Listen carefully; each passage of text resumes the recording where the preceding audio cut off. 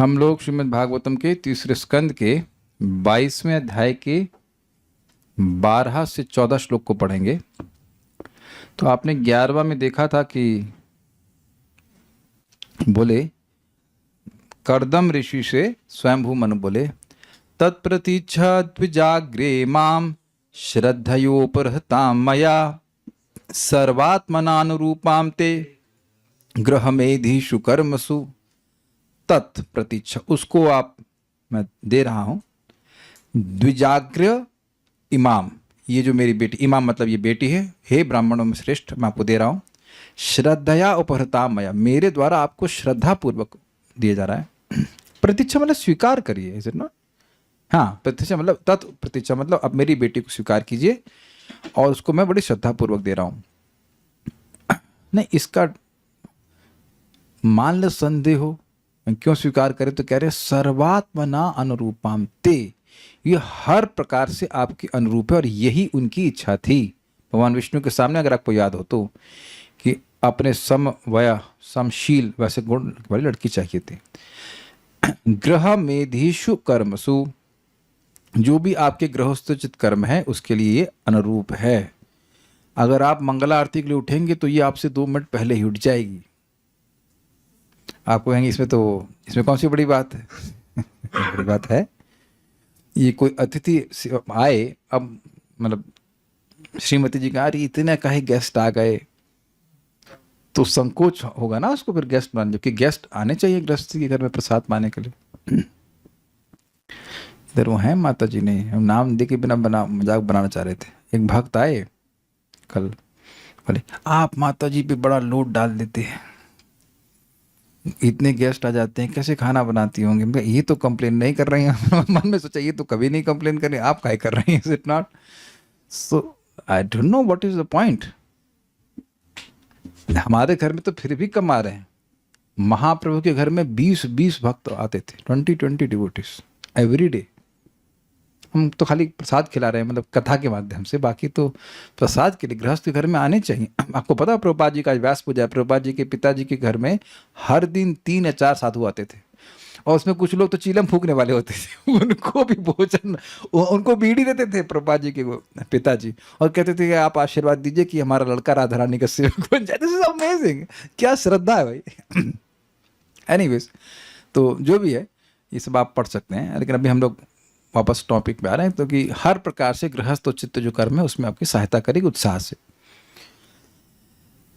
को कहें कि भाई हम विरक्त हैं, कैसे आपकी लड़की स्वीकार कर ले? तो कह रहे हैं कि इस श्लोक में कह रहे हैं कि जो वस्तु अपने आप मिल जाती है उसका प्रतिवाद नहीं करना चाहिए। ये तो है, हाँ, जो वस्तु अपने आप मिल रही है उसका प्रतिवाद नहीं करना चाहिए। जो व्यक्ति विरक्त है उसको भी।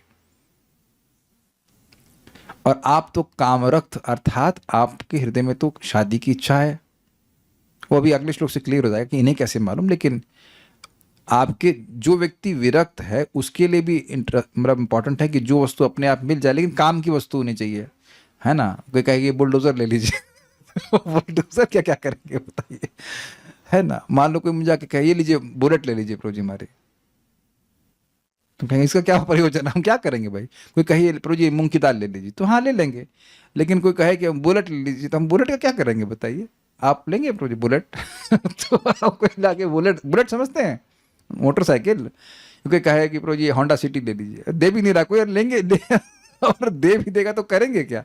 और एक्चुअली है ऐसा है। एक बार वक्त ला करके हमको वो क्या था, खांड ला के दे दिए।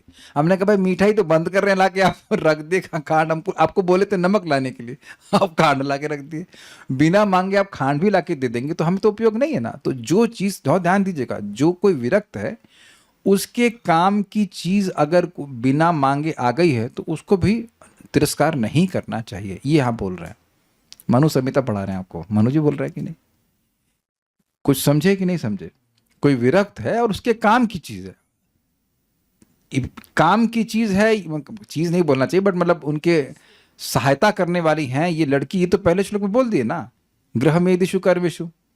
और आप यद्यपि विरक्त रहे लेकिन आप काम रक्त, अर्थात आपके हृदय में शादी की इच्छा है और ये लड़की आपके पास अपने आप आई है, तो आपको उसका प्रतिवाद नहीं करना चाहिए, उसको रिजेक्ट नहीं करना चाहिए, ये कह रहे हैं। इसमें कैमुत्य है कि कोई अगर विरक्त है, उसके भी उपयोगी कोई वस्तु आती है तो उसको प्रतिवाद नहीं करना चाहिए। तो जो इच्छुक है आपके जैसा, उसको फिर क्यों करना चाहिए? Is it okay? Is it sinking? मेरे पीछे बोलिए। उद्यतस्य हि कामस्य प्रतिवादो न शस्यते। उद्यतस्य हि कामस्य प्रतिवादो न शस्यते। अपि निर्मुक्त संगस्य कामरक्तस्य किं पुनः। अपि निर्मुक्त संगस्य कामरक्तस्य किं पुनः। उद्यतस्य हि कामस्य प्रतिवादो न शस्यते।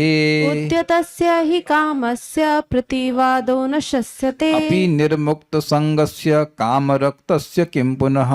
अपि निर्मुक्त संगस्य कामरक्तस्य किं पुनः। उद्यतस्य हि कामस्य प्रतिवादो न शस्यते। उद्यतस्य हि कामस्य प्रतिवादो न शस्यते। अपि निर्मुक्त संगस्य कामरक्तस्य किं पुनः। अपि निर्मुक्त संगस्य कामरक्तस्य किं पुनः। स्वतः प्राप्त होने वाली भेंट का निरादर नितांत विरक्त पुरुष के लिए भी प्रशंसनीय नहीं है, फिर विषयासक्त के लिए तो कहना ही क्या। उद्यतस्य, स्वतः प्राप्त। उद्यत का मतलब होता है करने के लिए व्यक्ति उत्साहित हो। आप जब उठेंगे तो संभल के उठिएगा, बस हमको डर लग रहा है, okay, be very careful that. उद्यतस मतलब दैट ईगरनेस होता है ना, आपने समझा। उद्यत कुछ कार्य करने के लिए उद्यत है, तो उद्यत का मतलब स्वयं प्रबल होता है ना। तो कह रहे हैं इस अर्थ में कि उद्यतस मतलब स्वयं प्राप्त है, आपको प्रयास नहीं करना पड़ रहा, अपने आप मिल रही है। कामस्य, भोग की, प्रतिवाद, अवहेलना। काम का मतलब जो इच्छित वस्तु है उसकी बात कर रहे हैं। प्रतिवाद मतलब अवहेलना, नेग्लेक्ट या निरादर। संगस्य यानी वासना से निर्मुक्त रहित पुरुष को भी शस्यते न, प्रशंसनीय नहीं है। प्रशंसनीय नहीं मतलब जिसकी इच्छा नहीं है, जो भोगी नहीं, उसके भी उपयोग की कोई चीज मिल जाए। बहुत ध्यान से समझना होगा भाई, जो कोई व्यक्ति वासना से रहित है वो भोग क्यों करेगा। लेकिन देखिए, भोग की बात नहीं है। आज मैं से बहुत सोच रहा था, जो आपकी मटेरियल नीड्स हैं, they don't disturb you in your भक्ति। ये पहले समझ लीजिए, तब आगे बात करेंगे।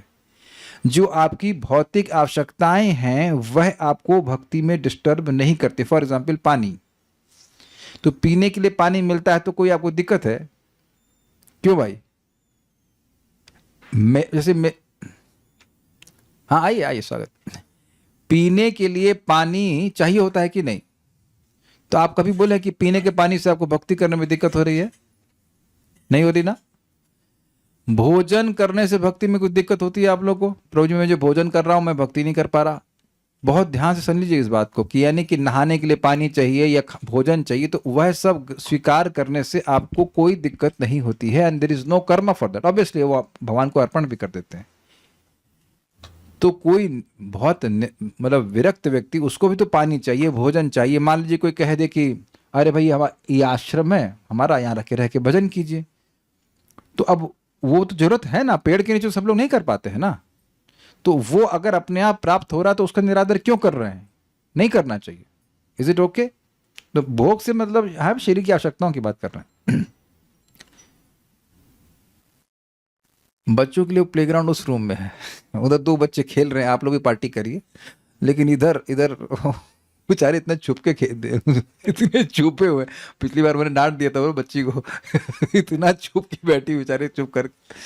तो हम डांटना चाहते नहीं है, क्लास में विक्षेप हो जाता है, ये बात है। तो हम वापस पॉइंट पे आ रहे हैं कि जो आपकी आवश्यकता है वो अपने आप मिल जाए तो उसका निरादर नहीं करना चाहिए। भगवान की व्यवस्था से आपके पास आ रही है, ये बात बोल रहे हैं। पुनः काम रक्तस्य, रक्त मतलब आपने सुना है रक्त रंजित शब्द? हाँ, तो जिसके मतलब जिसमें whose heart is colored with desire, उस अर्थ में लीजिए। काम रक्त मतलब जिसके हृदय में इच्छाएं हैं, है ना। मान लीजिए मन में आईफोन आईफोन आईफोन और एकदम से कोई लाके ये लीजिए आईफोन तो अब वो निरादर नहीं करना चाहिए ना। स्कूटी स्कूटी स्कूटी नहीं, नाम नहीं लेते, नाम लेने से अपराध हो जाएगा। Scooty scooty scooty scooty scooty, हरे स्कूटी हरे स्कूटी स्कूटी स्कूटी हरे। अब कोई कह दे ये लो 40,000 रुपया स्कूटी के लिए, तब निरादर करेगा व्यक्ति। परम विरक्त हो तब भी नहीं करेगा। तो, तो, तो मैं कहने का मतलब है कि भाई है ना, आपको मिली तो नहीं ना निरादर की है, इट्स ओके ना, नहीं निरादर की, ये बात है। तो जिसके हृदय में इच्छा है उसको तो बिल्कुल नहीं करना चाहिए। मतलब हम समझ रहे हैं, मानो महाराज कह रहे हैं, हम समझ रहे हैं कि आपके हृदय में शादी की इच्छा है। वो आगे अगले श्लोक से क्लियर हो जाएगा। ही मतलब तो और किम मतलब बात ही क्या है, क्या मुत्ते लगा दे रहे। उद्यतस्य ही कामस्य, जो व्यक्ति जो कामना या भौतिक वस्तुएं स्वतः मिल जाती हैं उसका प्रतिवादो न शुष्यते, ये प्रशंसनीय नहीं है कि व्यक्ति प्रतिवाद करे, सॉरी मतलब मना करे उसको। किसके लिए? अपि निर्मुक्त संगस्य, जो भौतिक रूप से बिल्कुल अनासक्त है उसके लिए भी अच्छा नहीं कि वो मना करे। तो काम रक्तस्य किम पुनः, तो फिर उस व्यक्ति के लिए क्या कहना जिसके हृदय में कामना है, ये बात कह रहे हैं। यानी आपके हृदय में कामना है और करना चाहिए, ठीक है। सारार्थ दर्शनी। मान लो कि भाई, मान लीजिए कि ये कर्दम ऋषि कहें कि मैं विरक्त तपस्वी आपकी कन्या को किस प्रकार ग्रहण कर सकता हूं, तो कहते हैं कि ऐसा कहना उचित नहीं होगा, यह इस श्लोक से कहा गया है। उद्यतस्य अर्थात स्वतः प्राप्त विषय का, अर्थात उद्यतस का मतलब केवल इतना है, स्वतः प्राप्त विषय का। अब उसका मतलब क्या आगे बता रहे हैं, अर्थात विरक्त यानी कि संग त्यागी, जो आसक्ति से रहित है, उस पुरुष के निकट भी यदि दैववश भोग्य विषय स्वयं आकर उपस्थित हो तब भी उसका प्रतिवाद अर्थात प्रत्यक्ष अस्वीकार करना शोभन नहीं होता। प्रत्यक्ष अस्वीकार हमें नहीं चाहिए, हाँ ले जाओ इसको, ऐसे नहीं करना चाहिए, ये बात बोल रहे हैं। फिर कह रहे हैं काम रक्तस्य अर्थात कामासक्त जन का, कामासक्त जन का यह कहने का आशय है कि आपका मनोगत अभिलाष जानकर ही मैं यहां आया हूं। मैं जानता हूं कि आप शादी करना चाहते हैं, इसलिए यहां पे आया हूं, अतः मेरे सामने उसका अस्वीकार करना उचित नहीं है। यह भाव इजी है, ठीक है। तात्पर्य, भौतिक जीवन में प्रत्येक व्यक्ति इंद्रियों की तृप्ति चाहता है, अतः यदि किसी को बिना प्रयास के ही इंद्रिय तृप्ति हो रही हो तो उसे अस्वीकार नहीं करना चाहिए। किसका तात्पर्य है ये? डाउट लग रहा ना कुछ? प्रभुपाद जी का तात्पर्य, प्रभुपाद जी तो हैमर करते इंद्रिय तृप्ति नहीं करना चाहिए, नहीं करना चाहिए। तो लेकिन अब भाई देखो, डोसा मिल जाए बना बनाया और भगवान को ऑफर, तो मना भी नहीं करना चाहिए, खा लेना चाहिए। जैसे आज हम भक्ति घर में इनको बेसिकली मिलेट का प्रचार करने गए थे, तो इन्होंने मिलेट का बैटर वैटर बनाया कि डोसा वहाँ बनाएंगे, तो हम लोग मिलेट ही खाने के मूड में, तब एकदम से, वैसे तो भगवान का प्रसाद है, मिठाई डब्बे में सामने आ गई, तो अब थोड़ा मना किया जाता है, वैसे तो भगवान का प्रसाद है, तो अपराध हो जाएगा, लेकिन अगर एकदम सामने आ जाए तो बिना किसी प्रयास के तो मना नहीं करना चाहिए। This is interesting, very interesting है ना। आप लोगों को, कितने लोगों को लग रहा है कि एकदम प्रभुपाद जी का तात्पर्य नहीं है? कितना अमेजिंग है ना। मैं शायद पहली बार प्रभुपाद जी का इस तरह से तात्पर्य पढ़ रहा हूं, नहीं तो आज तक प्रभुपाद केवल इंद्रिय तृप्ति जहर है, इंद्रिय तृप्ति रोको, यही तात्पर्य बता रहे हैं ना हम लोग को। लेकिन एक इंटरेस्टिंग बात यह भी है, प्रभुपाद अन्यत्र कहते हैं कि इंद्रिय तृप्ति नमक की तरह है, ना तो बहुत ज्यादा और ना बहुत कम। तो भौतिक जीवन में है तो कुछ तो इंद्रियों को संतुष्ट करना पड़ता है कि नहीं? तो सोने को ही ना मिले, खाने को ना मिले तो कैसे भजन करेंगे? ये बात बोल रहे हैं, एक सामान्य व्यक्ति बात बोल रहे हैं। कर्दम मुनि इंद्रिय तृप्ति के लिए नहीं बने थे तो भी वे विवाह करना चाहते थे, और इस पे प्रश्न आप ना करना कि ऐसा क्यों, कि हम आज तक समझ नहीं पाए ये बात। और उन्होंने उपयुक्त पत्नी के लिए भगवान से प्रार्थना की थी। हाँ, एक बात हमको समझ में आई थी, हमने कल भी बोला था कि देखिए, वह इंद्रिय तृप्ति के लिए नहीं थे, लेकिन अब शादी की इच्छा भगवान नष्ट क्यों नहीं किए? क्योंकि भगवान को उनका पुत्र बन के आना था। यही बात मेरे को समझ में आती है, यही बात समझ में आती है। भगवान को उनको पुत्र बन के आना था, और बहुत बहुत बड़ा उपदेश दे रहे हैं। भगवान के द्वारा जो उपदेश दिया गया वो बहुत मेजर पोर्शन है इस तीसरे स्कंद का, कपिलोपाख्यान कहते हैं, बहुत लंबा चलेगा वो, और बहुत अच्छी अच्छी बातें। और एक और भी वहां पे बात है, एक हमको शब्द याद आता है, अलुप्त महिमा। वो सारे भोगों में व्रत कर लीजिए इन्वॉल्व हुए भी, लेकिन वह अपने को कभी भूले नहीं। ये सब भी बातें आएंगी, कैसे व्यक्ति आगे भक्ति में प्रगति कर सकता है, चाहे वह गृहस्थ आश्रम में भी जाए तो। तो इस very many things can be learn. तो शायद इसीलिए, शायद मैं इसलिए बोल रहा हूँ कि अभी तक क्लियर नहीं समझ में आ रहा है कि क्यों उनके हृदय से शादी की इच्छा नहीं गई थी, यद्यपि वे इंद्र तृप्ति के लिए नहीं बने थे। यह स्वयंभू मनु को ज्ञात था। क्या ज्ञात था? कि उनको पत्नी की इच्छा है। उन्होंने कर्दम मुनि को परोक्ष रूप में यह आश्वस्त किया, आपको मेरी पुत्री जैसी पत्नी चाहिए और वह आपके समक्ष है। आपको अपनी प्रार्थना की पूर्ति को अस्वीकार नहीं करना चाहिए। ये समझे? क्या कर्दम ऋषि बोले कि ये इसकी उम्र कितनी है, जरा बताओ, बायोडाटा बोले? अभी तक कहीं बोले हैं? वो नहीं बोले हैं। तो वो कह रहे हैं कि आपने भगवान से प्रार्थना करी थी और वही उन्हीं भगवान की व्यवस्था से आज आपके सामने लड़की आई है। आपको अस्वीकार नहीं करना चाहिए, समझना चाहिए कि भगवान की ही ये व्यवस्था है। वैसे अगर किसी की कुछ बुद्धि चले तो हमारा विरोध कीजिए आप, कि शादी अपने आप भी हो जाती है।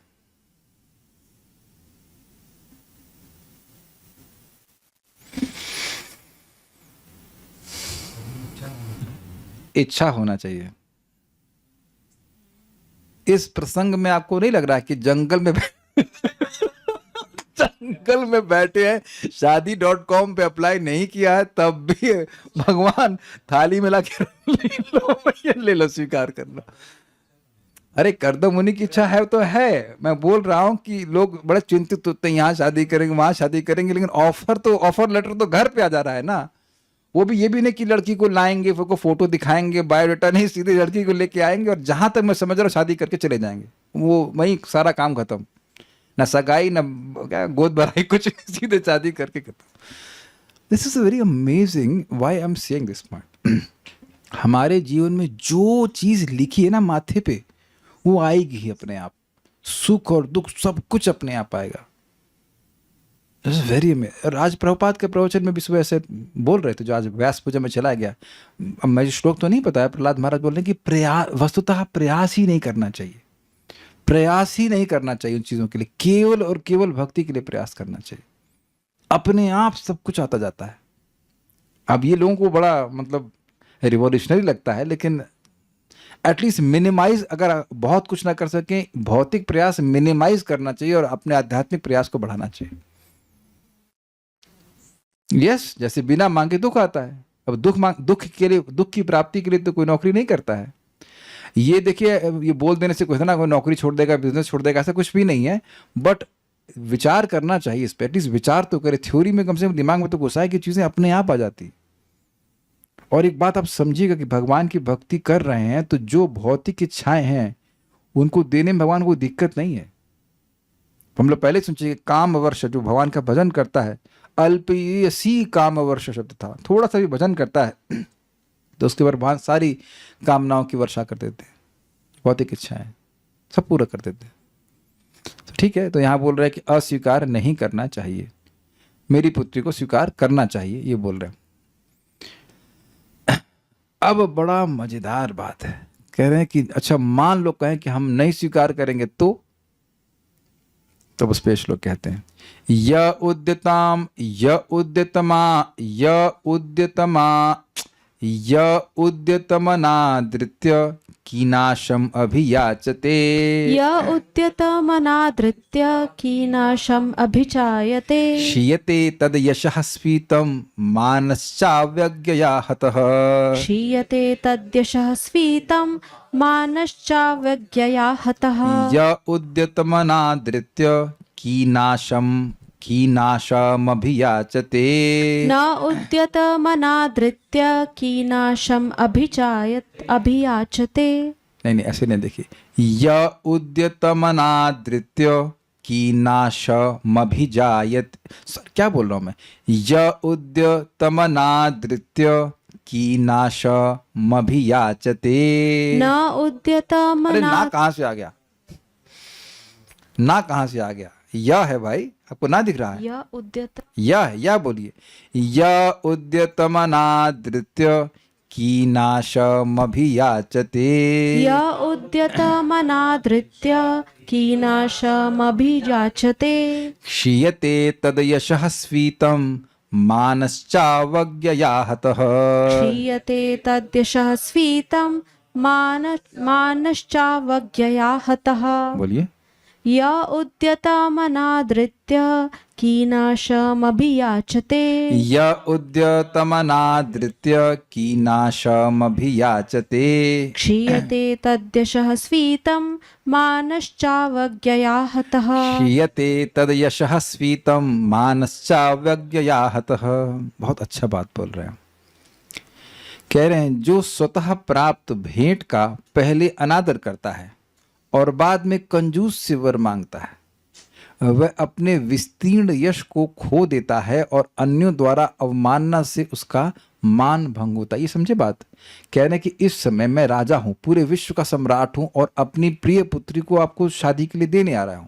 अभी आप कहते हैं हम विरक्त हैं, ये हैं, अस्वीकार कर दें, और अब आपकी शादी की इच्छा तो है। अब शादी की इच्छा है तो आप वो इच्छा उसके अनुरूप कार्य करवाएगी। फिर आप किसी के पास जाएंगे जो मान लीजिए इनकी शादी कहीं और हो गई देवाहुति की, तो अब वो उसको बोलेंगे हम अपनी लड़की से शादी हमारी करा दो। अब वो कहेंगे तुम्हारा सॉफ्टवेयर जॉब है और नहीं वो पैकेज भी, और घर खुद का है कि किराए पर रह रहे हो? तो अरे शक्ल देखिए, बाबा बाबा बाबा बनकर शादी करने आते हो। तो ऐसी बातें बोलेगा, अपमान करेगा कि नहीं करेगा? पुत्री नहीं देगा ये एक बात है, और गाली और देगा साथ में। समझ में आ गया? और एक और बात है कि देखो यहाँ प्रभुपाद तात्पर्य बताते हैं कि एक्चुअली ये बड़ा इंटरेस्टिंग है कि लड़के वाले लड़की के पास जाएं तो उनका सम्मान कम होता है, लड़की वाले लड़के वाले के पास जाने चाहिए। ये भाई हम प्रभुपाद की बात को समझा रहे हैं, ऐसा होता है, मतलब ऐसा प्रभुपाद समझा रहे हैं यहाँ पे। तो कह रहे हैं कि अभी आपके पास मैं लड़की वाला आया हूँ, और नम्र भाव से बोलना कि हमारी लड़की को स्वीकार कर लीजिए। अब इधर अभी और अपने आप हो रहा है सब कुछ, आप बैठे हो अपने आश्रम में आराम से, तो अभी सब आप रिजेक्ट कर देंगे तो बाद में आपको पोजीशन डाउन हो जाएगी। अब आप मांगने जाओगे। Is it sinking in? अब हम थोड़ा मजाक बनाते हैं। आज ये हुआ कि हम एक भक्त के घर में प्रसाद, मतलब हम लोग खिलाने भी गए, खाने भी गए, तो हमें तो आदत है खाने की, जहाँ जाते हैं जब तक पेट नहीं भरता खा लिए दबा के। अब वेद बाद नहीं खाना शुरू करी तो संकोच कर गई। हमको आश्चर्य हो रहा, खुद ही डोसा बना रही थी, पता नहीं क्यों संकोच कर गई। अब आधा पेट खा के उठ गई, तो जो चीज़ वापस मिली उसका निरादर हो गया कि नहीं? अब घर आए कहे प्रभु जी भूख लग रही है, देखना याचना होगी नहीं। घर आकर बोले प्रभु जी भूख लग रही है, अब क्या करूँ? तो फिर कुछ मिठाई उठाई थी, उन्हें ले लिया, लेकिन उस टाइम खा लेती तो आपको याचना नहीं करनी पड़ती ना। तो हम जब इसको पढ़ रहे तो हमको ये बात याद आ रही थी कि वहाँ खूब प्रचुर मात्रा में था, जितना चाहो उतना खाओ, सब कुछ था, लेकिन उधर निरादर तो नहीं किया, हमने कुछ संकोच में अस्वीकार कर दिया कि नहीं चाहिए। और बाद में फिर इच्छा बनी रही तो यहाँ पे आकर मेरा डब्बा खोल रही, यहाँ क्या चाहिए वहाँ चाहिए से। एक और भी मजेदार बात परम पूज्य राधा गोविंद महाराज कहते हैं, हमारे जीवन में तो ऐसा नहीं हुआ है, लेकिन शायद गृहस्थों के कभी होता होगी। पति जो है वो गुस्सा हो गए और पत्नी खूब बढ़िया से खाना बना के रख दी, नहीं खाएंगे नहीं खाएंगे, ये अब फूल रहे हैं इधर सब फुस। अब उसके बाद पत्नी ने खावा, बच्चे सब लोग खाकर सो गए। अब रात्रि में जब भूख लग रही है तो फ्रिज खोल रहे तो वो हो गया ना, तो कुछ बेइज्जती हो रही है कि नहीं हो रही है? तो जो वस्तु अपने आप प्राप्त हो रही है और आपकी इच्छा भी है तो उसको स्वीकार कर लेना चाहिए, ये बात कह रहे हैं। नहीं तो यश व्यक्ति खोता है अपना। यह उद्यतम, जो पुरुष स्वतः प्राप्त भोग का अनादर करके कीनाशम मतलब कृपण मतलब जो देना नहीं चाहता, उसकी अभियाचित याचना करता है, तदस्फीतम उसका फैला हुआ यश क्षीयते, यश नष्ट हो जाता है। जरा विचार कीजिए कि कर्दम ऋषि का यश नहीं फैल रहा है कि पूरे विश्व के जो सम्राट हैं वो अपनी प्रिय पुत्री का, राजकुमारी का विवाह कर्दम ऋषि से कर रहे हैं। अब सोचिए सीन चेंज होता कि कर्दम ऋषि जाते इनके पास कि कोई तो लड़की दे दो, अच्छा देवाहुति नहीं तो अकुति दे दो, और नहीं तो वो नहीं तो अच्छा, उसने दोनों रिजेक्ट कर दिया, प्रसूति तो पूछ लो। अब अगर ऐसा होता तो देखिए ऐसा हुआ है एग्जैक्टली। सौभरी, यही वृंदावन की घटना है। सौभरी ऋषि गए मंदाता के पास और बोले कि शादी करना है, तो वो बड़े चतुर थे, कहे कि भाई ऐसा करिए जो लड़की आपको पसंद कर ले वो हम हमको दे देंगे। और वो निकले थे 10,000 साल की तपस्या से, जल से। सोचिए आप 5-10 मिनट के लिए अपना हाथ जल में रख देते, कैसा हो जाता है ना, सिकुड़ से पड़ जाती। कोई 10,000 साल रहा हो तब, तो कोई लड़की उनको जो है स्वीकार करने के लिए राजी नहीं हो। तो ये नहीं हुई थी। जिस जब ऋषि रूप में थे तो वो समझ गए, फिर वो अपने को सुंदर रूप में किए, तब वो 50 की 50 शादी कर ली। बट पॉइंट ये है कि उनको अस्वीकार किया गया, तो ये एक उनकी अवमानना नहीं हुई। कोई लड़का बोले किसी लड़की को, या मतलब पिता से बोले कि हम आपकी लड़की से शादी करना चाहते हैं, और कि नहीं हम नहीं करने देंगे, या हमको वो लड़की बोलते हैं हमें नहीं करना है, तो वो एक प्रकार का अपमान नहीं हुआ कि नहीं हुआ? तो यही बात बोल रहे हैं कि आप इतने सम्मानीय व्यक्ति हैं, अभी आपके पास इतना अच्छा रिश्ता आ रहा है, उसको छोड़ करके आप बाद में पीछे पीछे जाएंगे किसी के तो जो देना नहीं चाहेगा। देखिए ध्यान दीजिए कि वो बोल रहे हैं कि मैं दान दे रहा हूँ, इज इट नॉट? श्रद्धा पूर्वक दे रहा हूँ, ये सब बात भी थी, बड़े श्रद्धा से दे रहा हूँ, दान पूर्वक दे रहा हूँ, दान दे रहा हूँ, कन्यादान दे रहा हूँ, बड़े श्रद्धा पूर्वक दे रहा हूँ। अब जो कृपण होगा वो तो कुछ नहीं करना चाहेगा तो उससे आपका जो यश फैला हुआ वह क्षीयते नष्ट हो जाएगा। च अवज्ञा मानहत, और तिरस्कार से उसका सम्मान समाप्त हो जाता है। देखिए दो चीजें हो रही, सबको समझ में आ रहा है। उसका किसी कृपण के पास, यानी कि जो कन्या दान, अंडरलाइन कीजिएगा दान शब्द, दान नहीं देना चाहता है, उसके पास जाने से यश समाप्त हुआ। देखो इतने उदार व्यक्ति उनके घर में आए, वो नहीं लिए वो दान। आप कन्या को हटा दीजिए, आप केवल दान को पकड़िए। केवल यहाँ पे कन्या की बात नहीं है, केवल दान की बात है। वो दान नहीं स्वीकार किए और अब जाकर के कंजूसों से मांग रहे हैं जो देना नहीं चाहते। तो क्या उस व्यक्ति ने, जो कंजूस है, उसने अभी कुछ किया नहीं है, केवल उनका जाना एक कंजूस के पास उनके यश को नष्ट कर रहा है। ये समझ में आई बात? और उसके बाद वो कंजूस भी उनको बुरा बात बोलेगा। अरे बाबा, मतलब फॉर एग्जाम्पल उनको बोलेगा तुम भिखारी हो, या तुम मतलब पैसे तो हमारे पास कुछ है नहीं, अपना स्टैंडर्ड देखा है, हमारी लड़की से शादी करने आ गए। तो वो अब जो वो नेगेटिव बोलेगा उससे उनका सम्मान भी नष्ट हो जाएगा। तो आपको ऐसा नहीं करना चाहिए। इजी समझ में आ गया? यह उद्यतम अनादृत्यम, जो पुरुष, जो व्यक्ति स्वयं से प्राप्त वस्तु का अनादर करता है और फिर कीनाशम अभियाचते, कीनाशम मतलब कृपण व्यक्ति से वह अभितः याचते, दे दीजिए अभी, मतलब दे दीजिए प्लीज, भूखा हूं, या जो भी कुछ दे दीजिए, ऐसा याचना करता है, तो शीयते तद यशः स्फीतम, उसका फैला हुआ यश नष्ट हो जाता है। और मानस अवज्ञया हता, अवज्ञा के द्वारा वो जो कंजूस व्यक्ति उसकी अवज्ञा करेगा, उसका अपमान करेगा, उससे उसका सम्मान भी खत्म हो जाएगा, नष्ट हो जाएगा। एक सम्मानीय व्यक्ति के लिए असम्मान मृत्यु से भी ज्यादा खराब होता है। कुछ गीता का कोई श्लोक याद आ रहा है? हम भूल रहे हैं, किसी को याद हो तो बताइए। मरणादितिरिच्यते है, भूल रहा हूं, ये है सेक्शन इसका, मरणादितिरिच्यते, कि जो व्यक्ति सम्मानीय है उसका असम्मान होना मरने से भी ज्यादा दुखदायक है। मरणादितिरिच्यते, भगवान कृष्ण गीता में कहते हैं। श्रीधरी अकीर्तिम चापि भूतानि कथयिष्यति अव्ययाम संभावितस्य, संभावित मतलब जिसकी बहुत ज्यादा सम्मान होता है, संभावितस्य चा कीर्ति मरणादितिरिच्यते। श्लोक क्या है? 234, जो व्यक्ति बहुत सम्मानीय है उसका अपमान भी, अपमान जो है वो मरने से भी खराब है। ये बात यहाँ पे समझनी चाहिए।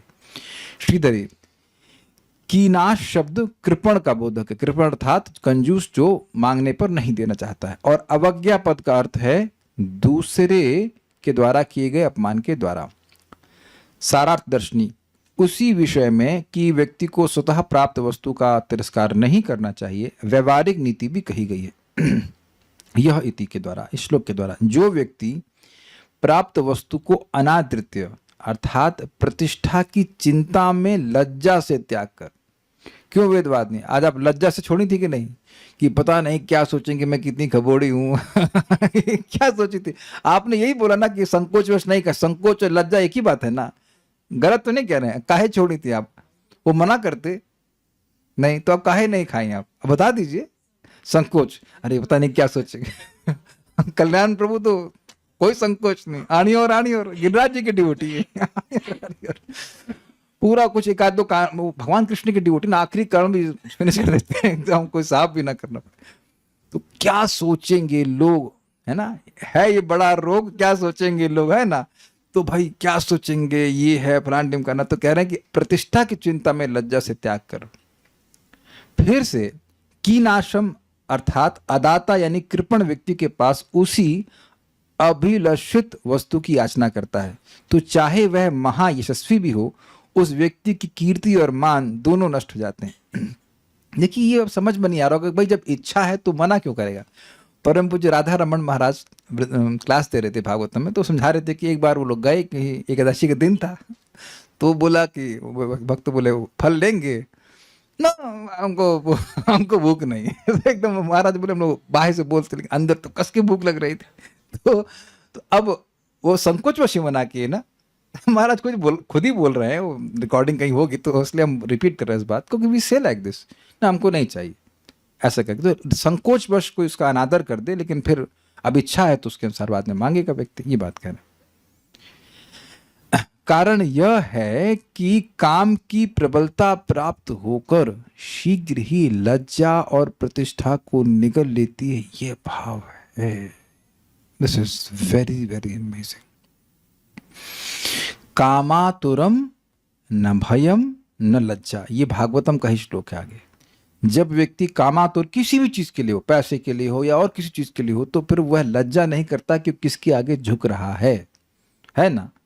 तो कह रहे अभी आपको पत्नी अच्छी मिल रही है, उसको स्वीकार नहीं करेंगे, अब इच्छा तो और बढ़ जाएगी। और आपने नोट किया होगा कि जब कोई हृदय में इच्छा आ जाती है और उसकी पूर्ति नहीं होती है तो वो बढ़ने लगती है। Have you notice this? Amplify होती है, और एक पॉइंट पे ऐसा हो जाता है कि व्यक्ति किसी भी तरह से उस इच्छा को पूर्ण करना चाहता है।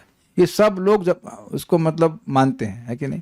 तो जब कोई विरोध है, कोई विरोध नहीं, दूर दूर तक देख लेता हूँ किसी शहर में कोई मेरा विरोध कर रहा हो, नहीं कोई नहीं कर रहा, ठीक है, तो माइक पे बोलिए। इच्छा को दबाते हैं तो स्प्रिंग की तरह उठता है, शायद इसलिए बोला Exactly. कि इंद्र तृप्ति प्राप्त हो रही है तो इंद्र तृप्ति नहीं, मतलब उनकी इच्छा थी कि पत्नी मिल जाए, तो पत्नी मिल रही है, और अच्छी पत्नी भी, ऐसे नहीं कि मतलब अब वो अंधी हो, लूली हो, लंगड़ी हो, कोई डिफेक्ट हो तो वही डिफेक्टिव माल सेल में निकाल दो। ऐसा तो नहीं है। देवहूति इज वेरी ब्यूटीफुल, आपको पता होना चाहिए। न सिर्फ सुंदर थी, वो अष्टांग योग की सिद्धियों से युक्त भी थी, ये भी हमने पढ़ा है। It's amazing. तो इसलिए कह रहे हैं कि ये बात, ये हमको बहुत अच्छा लग रहा था कि आप आगे जाकर के इच्छा बढ़ जाएगी, फिर आप एक कृपण व्यक्ति से मांगोगे, क्योंकि व्यक्ति की भय और लज्जा को ये काम निगल जाता है। इससे मान भी नष्ट हो जाता है, क्योंकि व्यक्ति अवज्ञा को प्राप्त करेगा, उसका सम्मान होगा, ये अर्थ है। इसलिए परिणाम को देखने वाला विवेकशील व्यक्ति वैराग्य होते हुए भी अपने मन में स्थित काम के द्वारा ग्रस्त हो सकता है, ऐसा अनुमान करते हुए प्रारंभ में ही यदि दैव योग से अनायास प्राप्त और अनिषिद्ध यानी निषेध रहित विषय उपस्थित हों तो उसको स्वीकार करना उचित ही है। यही ध्वनित हो रहा है। ये समझे बात? ये बड़ा मजेदार बात बोली उन्होंने ये कहा व्यक्ति वैरागी है, लेकिन वो नोट कर रहा है कि ये इच्छा है भी हमारे मन में, तो अब वो इच्छा अब आपको भी प्राप्त हो रही है तो स्वीकार कर लेना चाहिए। और एक बात ध्यान देना चाहिए कि वो अनिषिद्ध नहीं होना, वो अनिषिद्ध हो। अनिषिद्ध मतलब जिसका निषेध नहीं है। भाई एक प्रॉपर कन्या है, क्षत्रिय की कन्या है, गलत लड़की नहीं है, उसको दिया जा रहा है, प्रॉपर उसके पिता के द्वारा दिया जा रहा है, तो एक प्रॉपर तरीके से दिया जा रहा है। अब लोगों को दिखाने के लिए या कुछ भी करना, नहीं हमें नहीं चाहिए, नहीं चाहिए, नहीं चाहिए करके आप अगर टाल देंगे इस बात को, तो आगे तो इच्छा बलवती होगी। जिसकी देखिए इच्छा ही नहीं है, वो कभी इच्छा नहीं उत्पन्न होती, कभी नहीं होती। जो संबंध में इच्छा नहीं हो तो नहीं है। जैसे मान लीजिए कोई कहे आके दारू पियोगे, तो थोड़ा आप कहेंगे अरे अपने आप दे रहा है भाई तो इसको तो हमने भागवत सुना नहीं, या ये तो दारू चलो हम लोग को नहीं देता कोई, चाय तो बोलता ही है ना। साधुओं को चाय तो चलती है अभी समाज में, तो कहीं आप जाइए, करना मित्र आपको भी किसी ने ऑफर किया चाय, आपको राजकुमार प्रभु, सॉरी राधिका प्रभु करते हैं, तो अब कोई चाय आपको अपने आप दे तो ना आप उसको स्वीकार करेंगे, वो हम लोग ने निषेध है, उसको तो आप नहीं ले सकते। लेकिन कोई मान लीजिए मट्ठा दे दिया, जूस दे दिया, तो कोई दिक्कत नहीं, ले लेना चाहिए, कठिनाई नहीं है कि नहीं। अपने आप दे रहा हो कोई, हाँ तो देते, आपको कभी नहीं दिया। मोक्ष माता जी आप लोग गए थे वो रोहतक में, डॉक्टर साहब चाय नहीं पूछे थे आपको, तो चाय थोड़ा ले लेंगे आप इट्स नॉट, चाय तो पूछते ही हैं। इतना सम्मान तो साधुओं का होता है कि चाय पूछी जाती है एटलीस्ट, तो उसको नहीं लेना चाहिए। तात्पर्य, वैदिक ब्याह की सामान्य विधि में पिता अपनी कन्या उपयुक्त वर को सुपुर्द करता है। यही अत्यंत सम्माननीय विवाह है। वर कन्या के पिता के यहाँ जाकर विवाह की याचना करने नहीं जाना चाहिए। इससे उसके सम्मान को धक्का लगता है। ओके। मुनि उपयुक्त कन्या से विवाह करना चाहते थे और स्वयंभू मनु कर्दम मुनि को आश्वस्त कर देना चाहते थे, मैं आपको ऐसी ही पत्नी दे रहा हूं, उसे अस्वीकार न करें, अन्यथा आपको किसी अन्य से याचना करनी पड़ेगी, क्योंकि आपको उसकी आवश्यकता है और हो सकता है कि वह आपके साथ भद्र व्यवहार न करे। क्लियर है? तब आपका मान भंग हो सकता है। इस घटना की दूसरी विशेषता यह है कि स्वयंभू मनु सम्राट होकर भी अपनी योग्य कन्या एक निर्धन ब्राह्मण को भेंट करने गए थे। कर्दम मुनि के कोई गृहस्थी न थी, वे जंगल में कुटी में रह रहे थे, किंतु सुसंस्कृत थे। अतः किसी व्यक्ति को अपनी कन्या प्रदान करते समय संपत्ति या अन्य सांसारिक बातों पर ध्यान न देकर संस्कृति तथा गुण को वरीयता प्रदान की जाती है। थोड़ा सा लैंग्वेज में ऊपर नीचे है, लेकिन तो पता नहीं कितने लोग इस बात से सहमत हैं। लेकिन देखिए, पैसे से संस्कृति नहीं आती। बिगड़ जाए तो कोई कठिनाई नहीं है, लेकिन आती नहीं है। Do you agree with this? धन से कभी संस्कृति नहीं आती है। और मान लीजिए कोई लड़का है और वो थोड़ा कम भी कमा रहा है, दैट मे बी देयर, तो थोड़ा कम कमा रहा है, वैसे नहीं कि 5 रुपए कमा रहा है, मजदूर है, बट लेकिन संस्कृति है, धर्मपरायण है, तो that's an asset which can not be purchased bye money. Do you agree with this? Integrity does not come by money. आज हम एक भक्त से बात कर रहे थे, बहुत अच्छे भक्त, एक्चुअली हमारे लैंडलॉर्ड से बात कर रहे थे, शंकरधारी प्रभु। तो वो उन कंस्ट्रक्शन में कुछ काम वो करते हैं या कर रहे थे, तो बड़ा अच्छा बात बता रहे थे कि किसी दूसरे के लिए भी वो घर बनाते हैं, सॉरी बेचने के लिए भी घर बना रहे थे। तो दूसरे ने बोला कि अरे प्रभु जी, इसमें अच्छी सरिया लगाने की क्या जरूरत है, तो बेचना है। अरे भाई, किसको बेचूंगा, मैं बेचता ही भक्तों को हूँ। तो हम 2-4-5 लाख रुपए कम लगा करके क्यों ऐसा करें कि हम धोखा करें? Was very nice, it's very nice ना। उनको बहुत सेवा मिली, पंढरपुर के घाट की बनाने की सेवा मिली, इधर गोवर्धन रिट्रीट सेंटर में वहाँ पे सेवा मिली, बिकॉज ऑफ इस इंटीग्रिटी। मुझे बहुत अच्छा लगा था ये इंटीग्रिटी। यू कैनॉट, आप लोग का अनुभव होगा ना, दूध वाले से कोई भरोसा नहीं कि दूध कितना बोले मैं सही दूध दे रहा हूँ, आप विश्वास नहीं कर सकते। ये स्पेशली कलयुग में आप चीज देख लीजिएगा, इंटीग्रिटी सो डिफिकल्ट। और देखिए, मेरा अपना अनुभव है, काइंड ऑफ मेरी पढ़ाई अच्छी हुई, आईआईटी कानपुर में पढ़ाई की, लेकिन उस पढ़ाई से 1 रुपए की योग्यता संस्कृति के संबंध में नहीं मिली।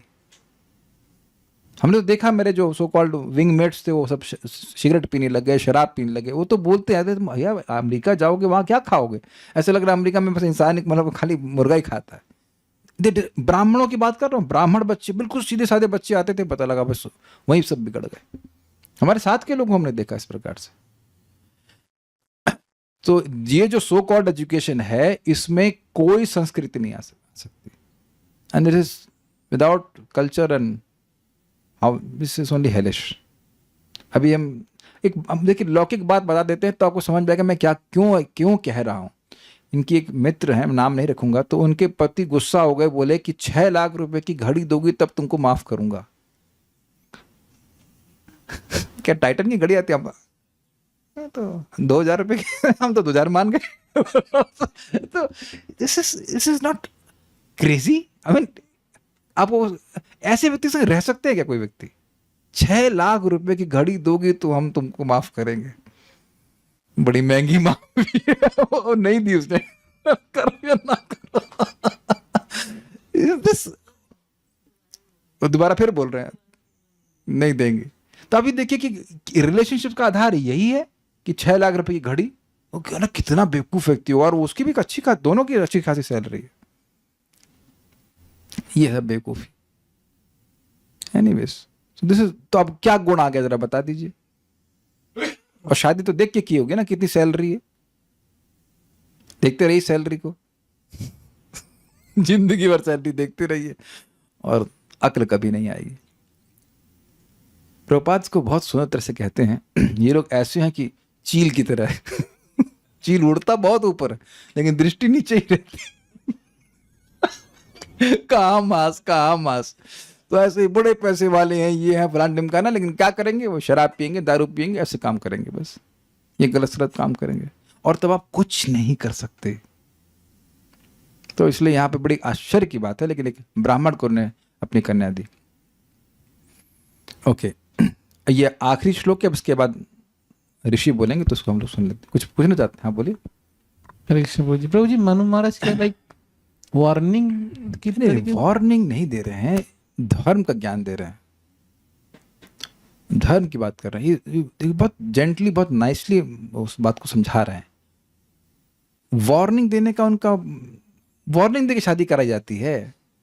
अरे कर ले, नहीं तो गोली तो ना मारने आए भाई। Warning is not a proper sentence. Exactly yes, Vivek दे रहे हैं।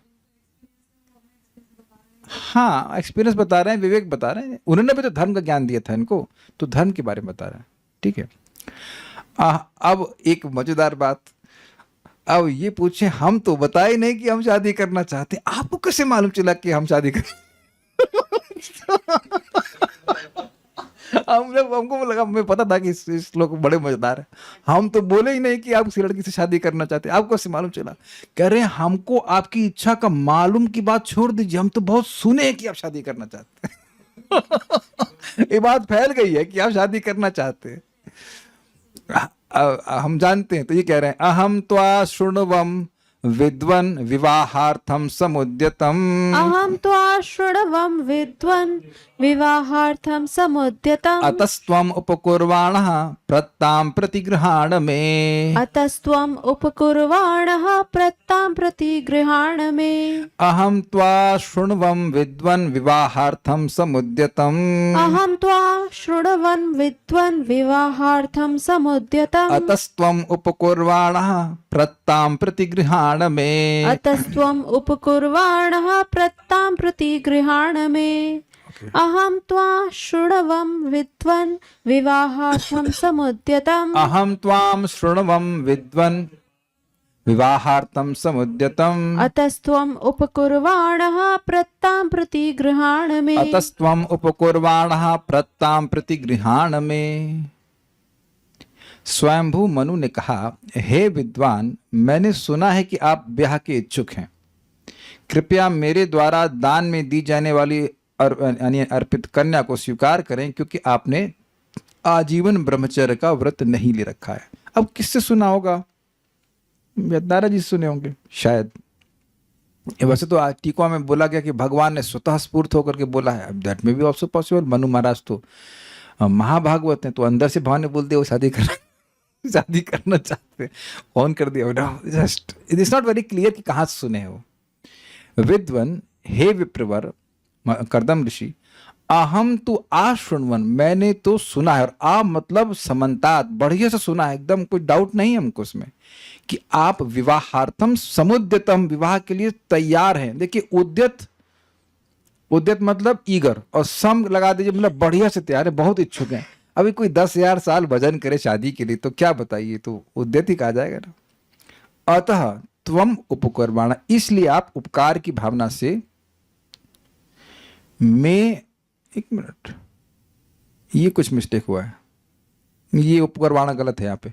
प्रपात ने अनुवाद दिया है, देखिए इसका, आजीवन ब्रह्मचर्य का व्रत ना लेने के कारण, मैं गलती कर गया, क्योंकि आप उपकुर्वाणः ब्रह्मचारी हैं, इस कारण से मेरे द्वारा प्रत्ताम भेंट की गई इस कन्या को प्रतिग्रहणा अर्थात कृपया स्वीकार करें।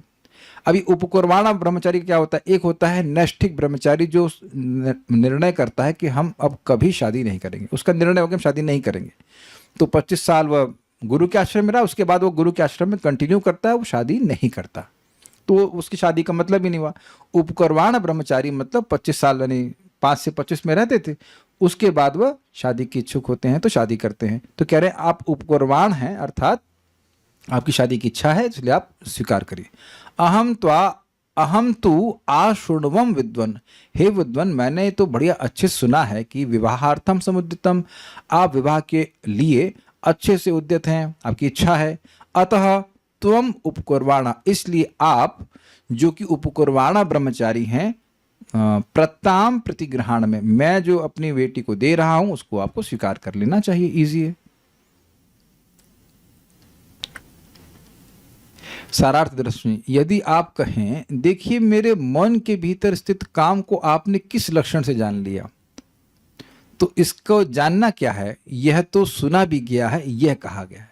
समझे, आपने बोला नहीं है और ना ही आपने इंगित किया है, लेकिन हम सुन लिए हैं कि आप हमारी लड़की से शादी करना चाहते हैं। हमारी नहीं, मतलब शादी करना चाहते हैं।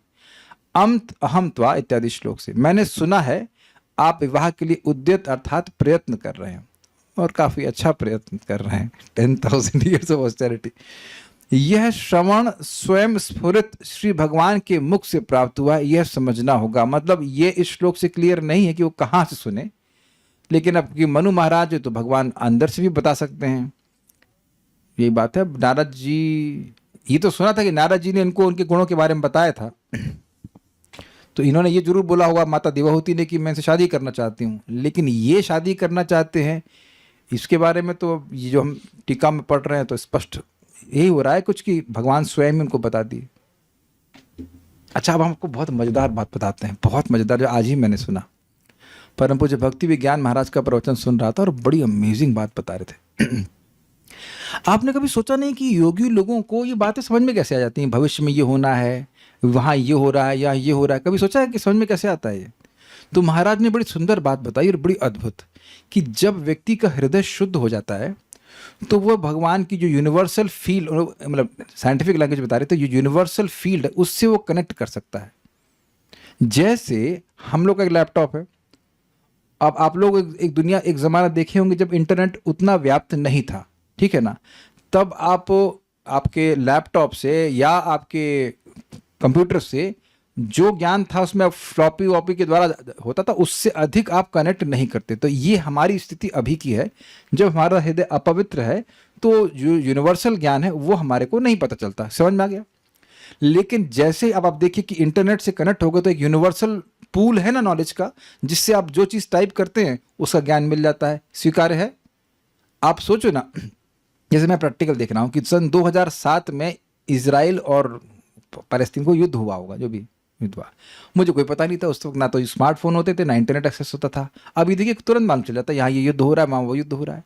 आप लोग तो वहाँ से आ रहे हैं ना, यूक्रेन से तो आ रहे हैं ना आप लोग, आगरा से आए, तो आप जान रहे हैं कि अगर इंटरनेट नहीं होता तो आपको पता ही नहीं चलता कि कहाँ कहाँ क्या युद्ध हो रहा है। Is it not? तो अब आप यहीं से बैठे बैठे वहाँ के युद्ध के बारे में क्यों जान पाते हो?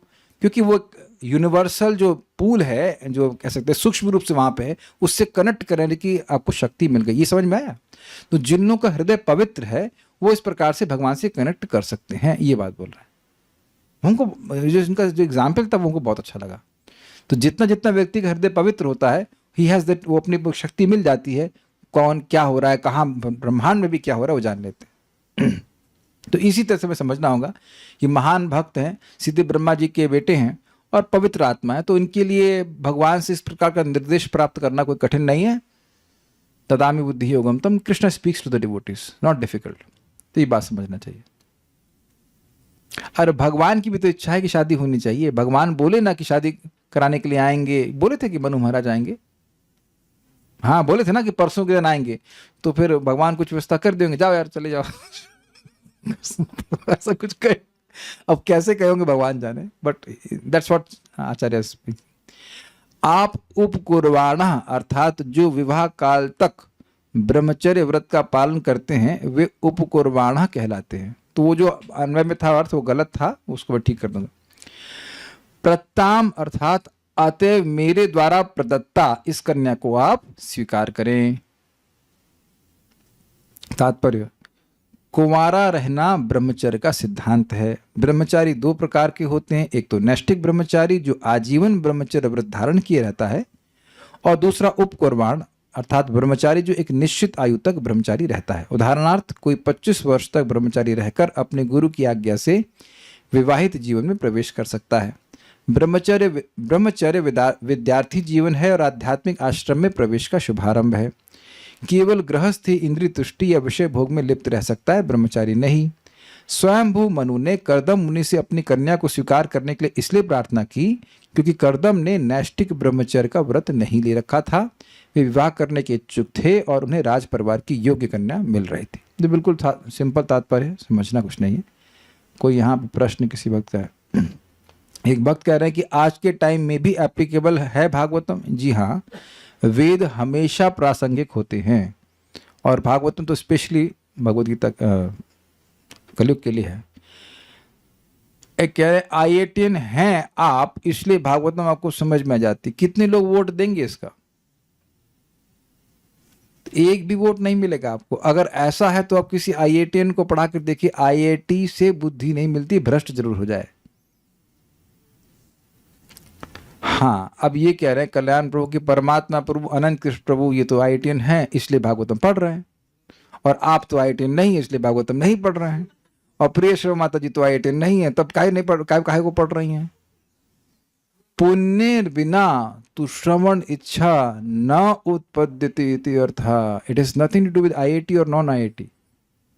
जिसका पुण्य होता है उसके हृदय में भक्तों की संगत होती है, कभी पहले किया रहता है, तो उसकी वजह से इच्छा आती है भागवत पढ़ने की।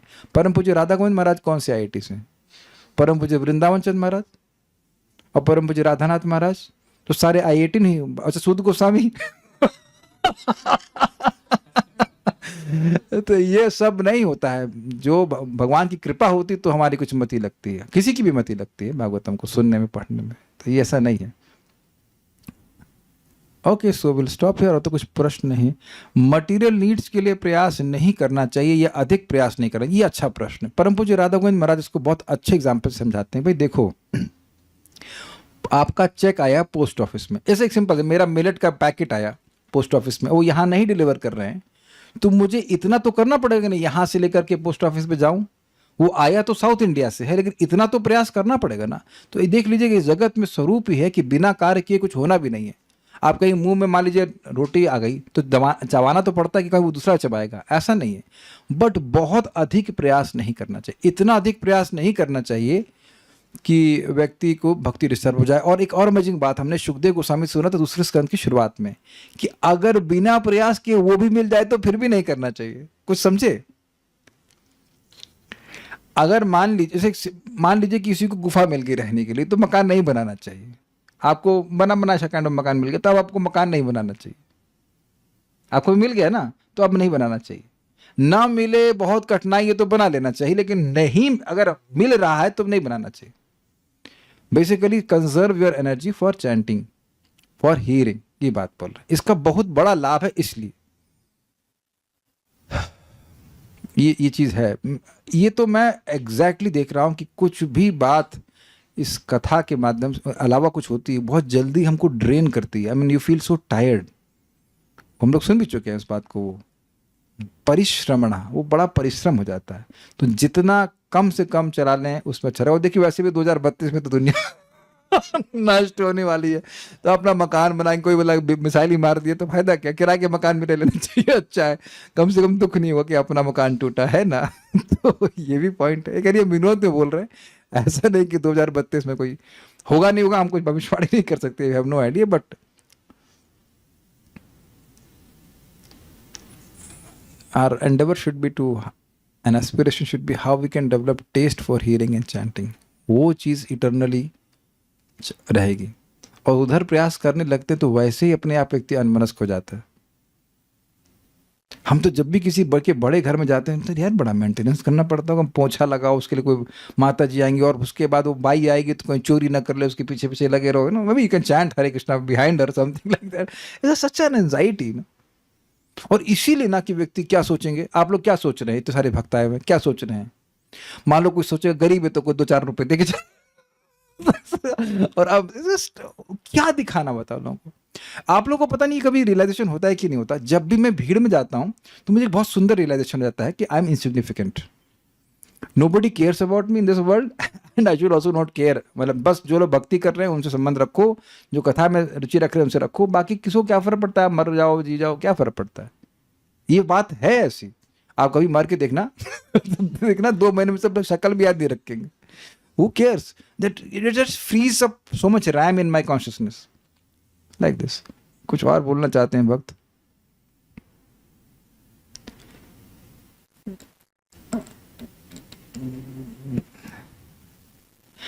क्या विवाह के लिए कन्या को प्रयास नहीं करना चाहिए कभी?